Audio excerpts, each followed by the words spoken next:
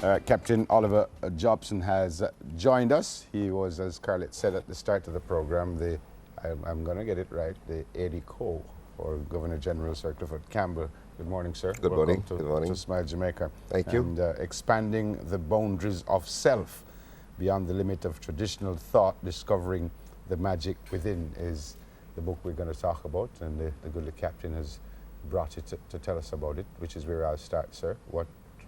Why did you want to do this, and what have you told us in a nutshell in this?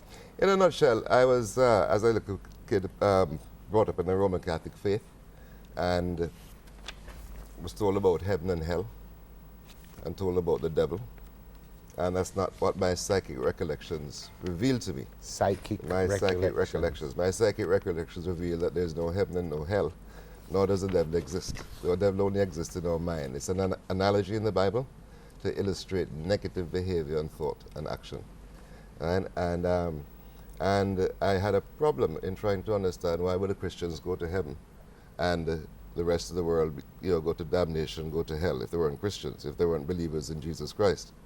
So when I became an adult, I left school, I traveled around the world investigating the various religions and philosophies, and came up with my own concept, which is presented in this book. And it was just based off of the fact that if God is good and perfect, he could not make hell. And if God is good and perfect, he could not make the devil. But there is a heaven. Heaven is a state of mind, and so is hell. Everything lies in the mind, because when we die, all you're left with is a consciousness. The Catholics tell us that we are going to go to heaven. So you are now disagreeing with the Catholics? No, I'm not disagreeing with them, because the word heaven is an analogy. So is the devil. So is hell. It's an analogy. All right, so they're not wrong. They're right, as long as you understand it's an analogy.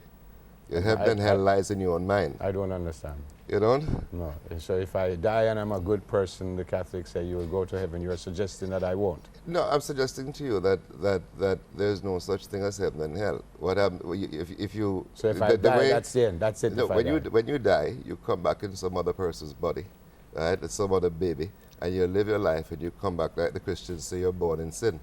So the sin that you're born in is all the negative things, all the negative karma, all the sin that you committed in your previous life that you've come back again to put right. And you keep on doing that, and that cycle keeps on going and going until you obliterate all your sin, all your karma. Because karma is just another word for sin.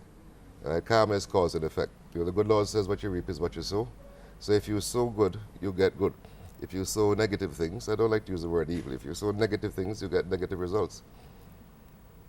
Your opinions would probably meet with unpopular favor with a number of Jamaicans that are traditional Christians. Have you received any pushback in releasing the book? No, not at all, because a lot of people read the book, and I have dozens of emails, right, of people who have written emails to say how much they appreciate the book. It has helped to formalize their thoughts.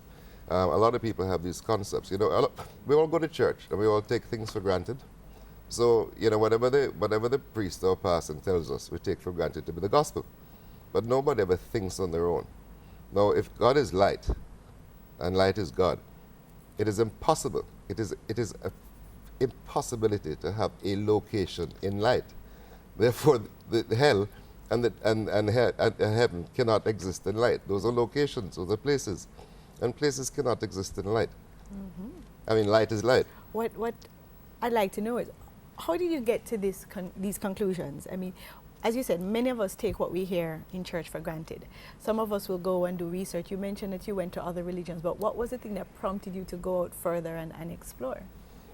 When I was in Sunday school, and the Sunday school was being given by a nun, right, and the nuns, when I was about 10, 11 years old, at Peter and Paul, they had Jesus Christ on the cross. And I never forget in Sunday school, when the nun was saying Jesus Christ was on the cross, and there's me thinking to myself, but if Jesus Christ is on the cross, he transfigurated. So if he transfigurated, he's not on the cross. He's off the cross. He's God. Jesus Christ is God. He has turned to light. He has become one with everything else. So how can he be on the cross? And then a little voice said to me, I'm not on the cross. In my mind, you know. And I looked around at the other kids to see if they were startled and heard the same voice that I heard. And none of them seemed to have been ruffled by this. And I couldn't say anything to the nun, and I thought, my God, I've just been told that Jesus Christ is not on the cross. Right? And that was my first introduction to a divine or inspirational thought. And I thought, oh my God, if Jesus Christ is not on the cross and he's risen and we have him on the cross, we're just not getting the story correctly. So I started studying, and my studies started with reading the New Testament. So if you read the New Testament and put yourself in Jesus' place and say, okay, I'm Jesus, what am I trying to convey to the people? And then, you know, the disciples said to Jesus, Master, why do you speak in parables? Now the disciples were the inner sanctum. And he said to them, he says, it's given unto you to know and understand the mysteries of the kingdom of the heavens, but unto them, meaning the mass, it's not. Therefore, there's secrets of the Bible that we don't understand, and that was my pursuit, to try and crack the secrets. And you have different views of Jesus than traditional Christians, is that correct? Not really, because I believe Jesus is God. Jesus is God. When he transfigurated, Jesus is not the Son of God. You know, the He is Christian, God. right? He is God. Okay. Jesus had three aspects to his ministry. First, he was a messenger of God. Then he became the Son of God. And then at the crucifixion, he became the Christ. He became one with God. The Father and I are one. Therefore, that was the final aspect of his ministry. Do you think that you have the foundations of a new religion? Not at all, because my concept is no different from many people's concepts. But it is, sir.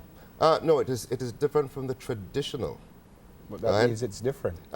No, the traditionalists only means that the mass of the people believe what they're taught. Right. And nobody and thinks. if you disagree or have a different view, it means it is different. Okay, if you wish to boil it down as that, all I've done is just modified those teachings into a more infinite perspective. Chapter 22, Angels or Aliens, and you write, and I quote, UFOs and aliens living among us was the subject of the thesis I wrote in 1966 at the Royal Military Academy, Sandhurst. My lecturer must have thought I was crazy. He was in his late 50s and very much the typical English gentleman, reserved and diplomatic.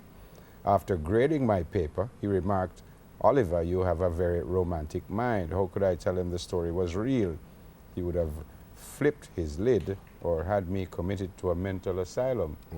What's stopping folks now from thinking that you should be committed to a mental asylum? Nothing is stopping them from thinking that. But I tell you what, there are lots of people here in Jamaica who have seen UFOs.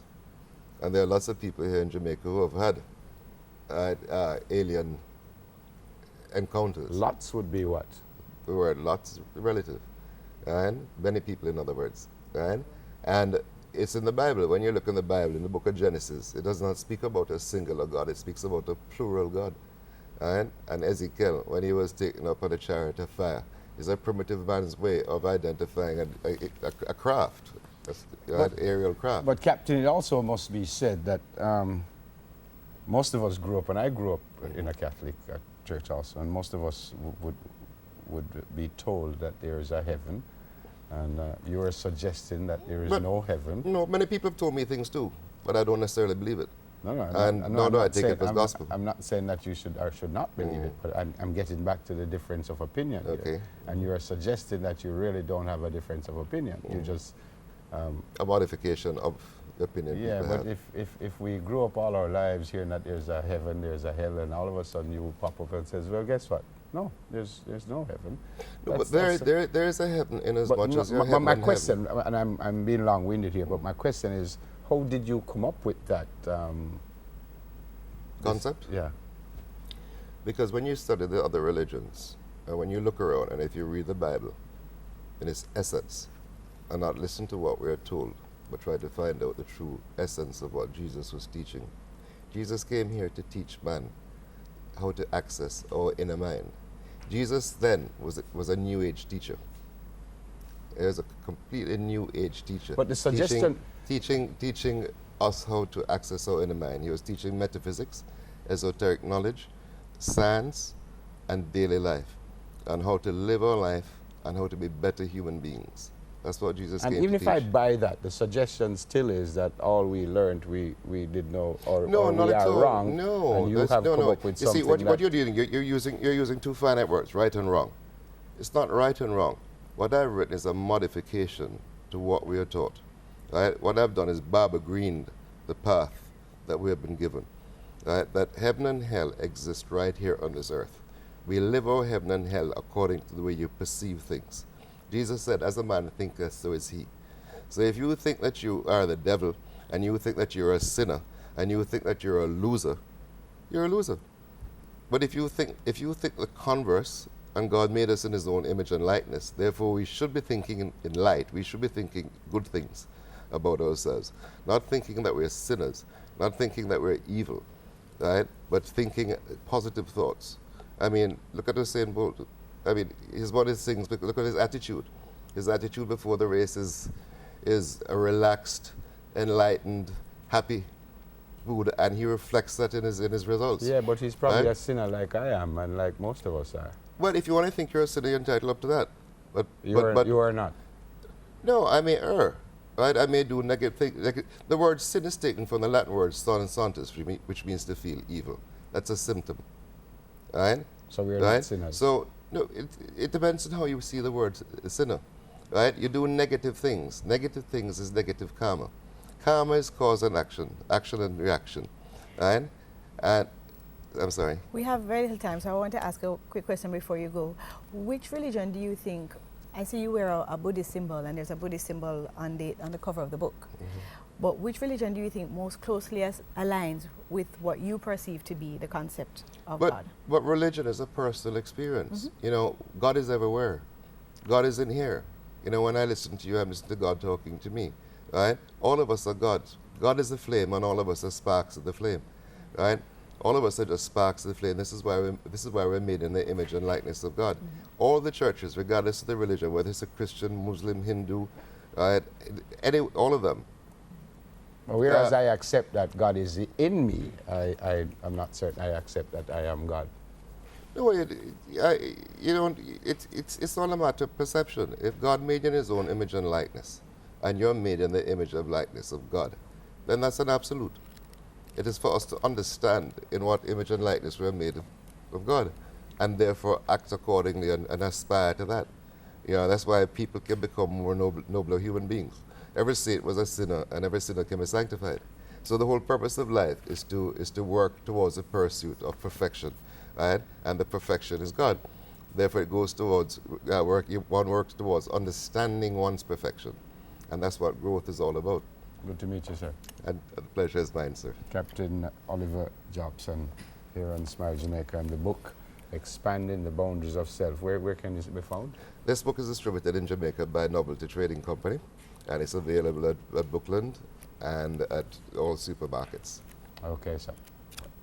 All right, then when we come back from our break, we will talk to the president of the Nurses Association. We come back in just a little while. More on Smile after this.